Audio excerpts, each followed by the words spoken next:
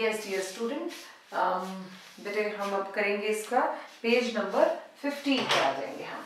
Page 15 में we will talk about culture and intelligence. So I'll just write it down. इसको हटा देते हैं हम। Okay, so now we are at page number 15. Okay, so let's start. Relationship between, आप इसके ऊपर ना culture and intelligence लिखा ना, इसके ऊपर ही लिख दो relationship between culture and intelligence, क्योंकि अगर question आता है तो इस तरह से आएगा, relationship between culture and intelligence. A major characteristic of intelligence is that, underline, it helps individuals to adapt to their environment. अब कल्चर और इंटेलिजेंस कैसे कनेक्ट हो? It is my intelligent that how fast I adjust in a particular culture. People who are adaptive in nature, they are intelligent ones. कुछ बच्चे foreign जाकर नहीं settle हो पाते, एडजस्ट नहीं कर पाते, उनके कल्चर को नहीं समझ पाते, तो वो मिसफिट हो गए. Are they can we call them intelligent?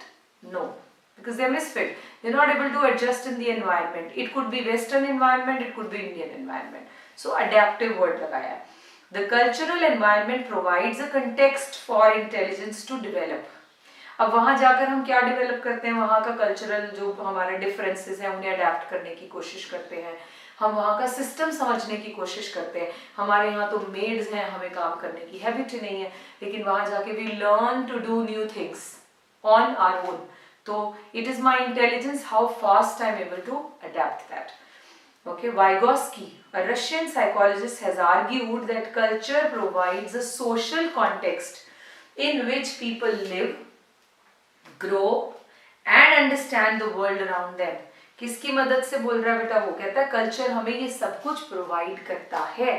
हमें कल्चर बेटे कैसे, कौन सा कल्चर? हमारे घर का अपना कल्चर है, हमारी स्टेट का कल्चर है, हमारी कंट्री का कल्चर है. ये हमने कैसे अडॉप्ट किया? Because we born here, we are living here, we are growing here. So Vygotsky says in which we live, the culture in which we live, वो हम ऑटोमेटिकली अंडरस्टैंड कर लेते हैं. कहा था for example, in less technologically developed societies, social and emotional skills in relating to people are valued. क्योंकि technological advancement नहीं है तो हम आपस में सोशली और emotionally we are connected. Relating and valued by in technologically advanced society, personal achievement founded on abilities of reasoning and judgment is considered to represent. अब देखो ध्यान से सुनो, जो कंट्रीज में, हमारी कंट्री में अभी टेक्नोलॉजी इतनी ज्यादा एडवांस नहीं हुई, तो हम लोग आपस में घर में बॉन्ड से हैं, कनेक्टेड है, बॉन्ड है हमारा आपस में. ओके, हम if I compare with the other country में भी अमेरिका, हम वहां से जब आते हैं ना बच्चे, वहां मिलते हैं हम लोगों को, तो हमें लगता है they are very practical, we are very emotional, they are very practical. Why are they practical? Because technology teach them to be practical. Clear? So this is how we are differentiating. Less technological countries में अभी भी लो bond है, लेकिन technological advancement में किस तरह की बातें हैं? रीजनिंग देंगे, जजमेंट करेंगे, इस तरह से. From your previous reading, you know that culture, underline, culture is a collective system. Meaning पूछ सकते हैं बेटा, ये 1 मार्क के लिए अंडरलाइन कर लो, इसके आगे लिख दो 1 मार्क. क्या बोला हमने? It's a collective system of customs, beliefs, attitudes and achievements in art and literature. A person's intelligence is likely to be tuned by these cultural parameters. तो हमारी इंटेलिजेंस हमने कल्चर से ही डेवलप की है. Many theorists have regarded intelligence as attributes specific to person without regard to their cultural background. The unique feature of culture now finds some representation in theories of intelligence. इसको learn करने की जरूरत नहीं है.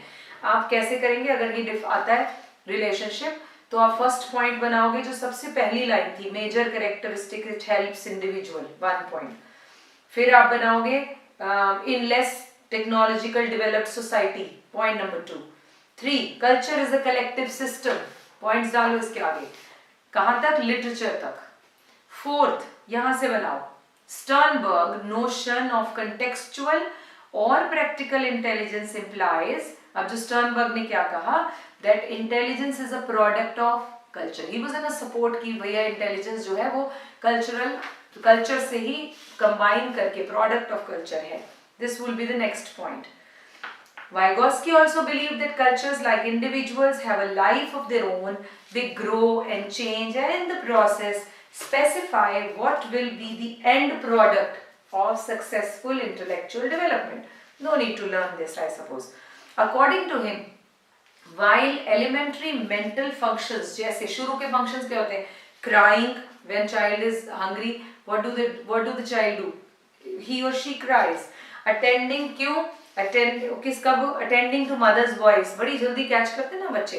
तो intelligence से sensitivity to smell, walking, running, ये elementary stages पर ही हो जाते हैं. दे आर यूनिवर्सल, ये हर जगह सेम होते हैं. वो अब फॉरेन का बच्चा हो या यहाँ का, वो अपनी बच्चे माँ की आवाज को पहचानता है. फॉरेन का बच्चा हो यहाँ का, भूख लगने पे रोता है. ये इसमें कोई डिफरेंसेस नहीं है भाई, ये तो कॉमन है. Alright, they are universal. The manner in which higher mental functions, कब पता चलता है हमें कल्चरल?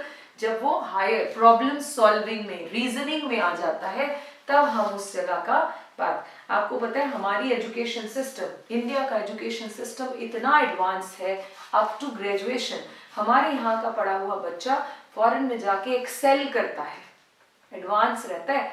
क्योंकि हमारे यहाँ का सिस्टम क्या है, हम उनकी इतनी ग्रिलिंग कर देते हैं क्लास 12 तक कि वो बहुत अच्छे से हर तरह के प्रेशर को झेलने लायक होता है. स्कूल में हमें परफॉर्मेंसेस भी देनी होती हैं, हमें प्रोजेक्ट्स भी देने होते हैं, हमें रिटन वर्क भी बोला जाता है, और हमें ओरल भी है, टेस्ट भी है, ये भी. एंड ऊपर से we are not supposed to say no to the teacher, we are not, है ना.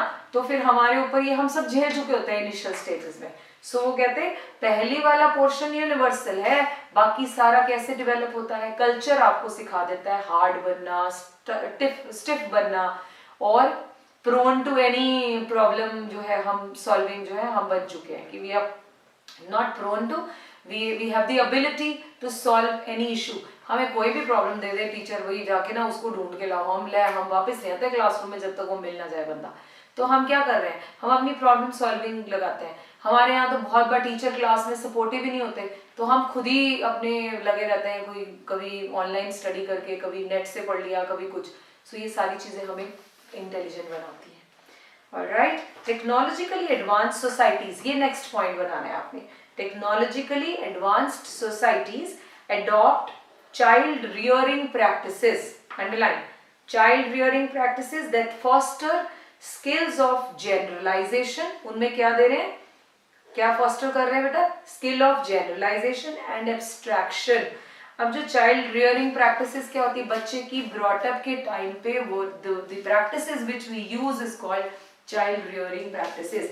वो हम उन्हें टाइम टू टाइम क्या सिखाते हैं, प्रॉब्लम सॉल्विंग कैसे की जाए. ओके, स्पीड के साथ minimal moves and mental manipulation among children, abstraction बताना. These societies promote a type of behavior which can be called as technological intelligence. Technological intelligence कैसे आएगी बेटा? Technological advanced societies कैसे सिखाते हैं बच्चों को? उन्हें टेक्नोलॉजी दे दी जाती है और उसके हिसाब से they learn to solve the problem. Okay, so technologically they are getting them updated. In these societies, persons are well versed in skills of attention, observation, analysis. अब देखो उन्होंने क्या किया, उन्होंने उसको टेक्नोलॉजी देके खुद ही छोड़ दिया. अब वो एनालिसिस भी लगाएगा, अब और क्या करेगा, ऑब्जर्व करेगा अपने रिजल्ट्स को, फिर और परफॉर्मेंस के लिए मोटिवेट हो जाएगा. यहाँ पर टेक्नोलॉजी नहीं है, मम्मी पापा ही ट्रैक रखते हैं, बेटा तू पिछली बार इतने आए थे, अब तू आगे देख ले. तो यहाँ सिस्टम ही डिफरेंट हो गया. सो परफॉर्मेंस, स्पीड, अचीवमेंट्स, ये सब ओरिएंटेड हो जाते हैं. अंडरलाइन कर लीजिए यहाँ तक. फिर test, intelligence test developed in western cultures look precisely for these skills in an individual. छोड़ दीजिए इस लाइन को, अगली लाइन करेंगे. Technological intelligence is not so valued in many Asian या Asian and African societies. They are not valued क्योंकि हमारे यहाँ फिट नहीं होती. The qualities and skills regarded as intelligent actions in non-Western cultures are sharply different, as we said already. Though the boundaries are gradually vanishing under the influence of Western cultures. अब हमें western culture, पहले हमें लगता था western, अब तो सारा culture हमने यहाँ अडॉप्ट कर लिया है. हमारा कल्चर इंडियन उन्होंने अडॉप्ट कर लिया है. सो इट मीन्स अब बाउंड्रीज वैसी नहीं रही. ज्योग्राफिकल बाउंड्रीज ब्रेक होने के चक्कर में अब हमें बहुत ज़्यादा डिफरेंस फील नहीं होता, पहले होता था. Okay, in addition to cognitive competence that is very specific to the individual, cognition जो है वो पर्सनल है सबका, वो अपना पर्सनल है. आपका, मेरा, ब्रेन का सिस्टम, कैपेसिटी, वर्क, ये सब अपने अपने हैं. ये कल्चर से नहीं आया, ये तो नेचर नर्चर पढ़ा था ना बेटा. The non-Western culture look for skills to relate to others in the society. Some non-Western societies value self-reflection, collectivism orientation as opposed to personal achievements and individualistic orientation. क्या कहना चाहता है? जो नॉन वेस्टर्न कंट्रीज हैं, हमारी जो country है, वो सेल्फ रिफ्लेक्शन को यानी अपने आप की ग्रूमिंग को और कलेक्टिविज्म में रहते हुए फैमिलीज के अंदर उसको ध्यान देती है. टेक्नोलॉजी वाली सिर्फ स्किल्स में. जब आप फॉरेन में कभी जाए ना, तो आपको पता है फॉरेन में जिन लोगों के पास स्किल्स है, जैसे मुझे एक स्टूडेंट बता रहा था कि ऑस्ट्रेलिया से बच्ची वापस आई पढ़ के, मेरी एक स्टूडेंट है, she was telling me ma'am आपको पता है प्लम्बर, इलेक्ट्रिशियंस, इनके लिए वो पीआर ओपन करते हैं, कहते हैं आओ आओ हमारे पास. लेकिन स्टूडेंट और टीचर्स के लिए उनके पास वो कहते हैं नहीं जी नहीं, हमें नहीं चाहिए. क्या मतलब हुआ?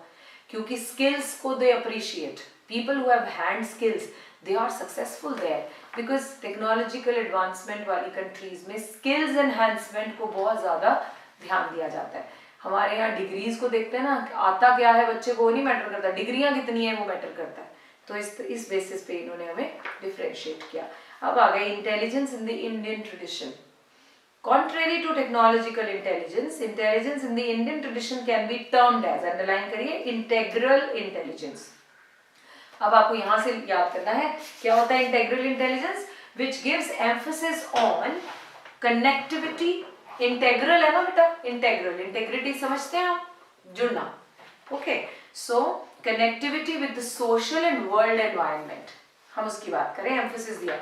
Indian thinkers view intelligence from a holistic perspective, overall intelligence को पूरा देखते हैं जी, overall perspective, where equal attention is paid to cognitive and non-cognitive processes as well as their integration. मतलब हम इंडियन सिस्टम में वहां पर तो स्किल्स देख लिया, हमारे सिस्टम में क्या क्या देखेंगे बेटा?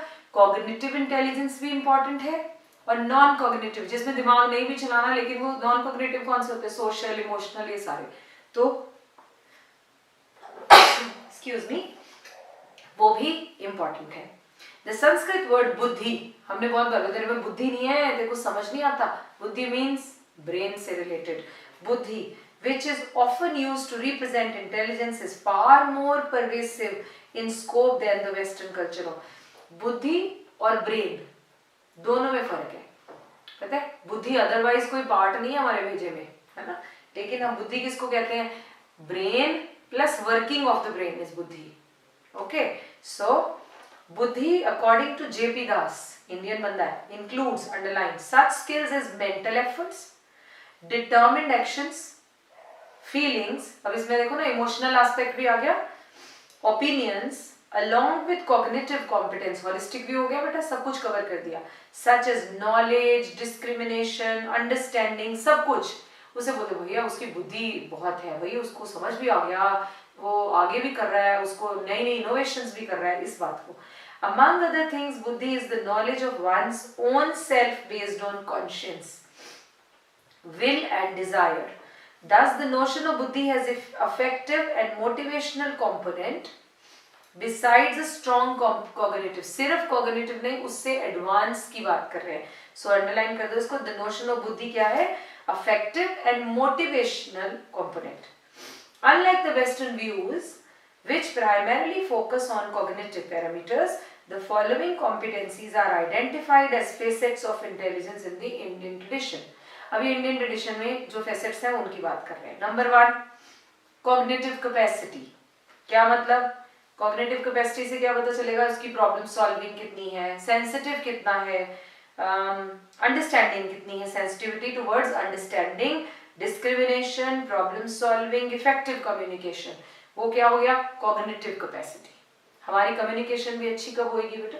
When I think from here. Then social competence कैसे पता चलता है? रिस्पेक्ट फॉर एल्डर्स, जैसे हम घर में कोई आता है गेस्ट तो हम अगर किसी के घर जाए, बच्चा आए और बैठे और नमस्ते करे और पूछे कैसे हैं आप, हमें बड़ा अच्छा लगता है, मतलब बच्चा बड़ा सोशल है। सो सोशल कॉम्पिटेंस भी हम इसमें गिनते हैं। So it is commitment to elders, young, needy, concern, ये सब recognition, recognising the others perspective, दूसरे की बात को समझना भी सोशल एंगल है। इमोशनल कॉम्पिटेंस क्या हुआ बेटा?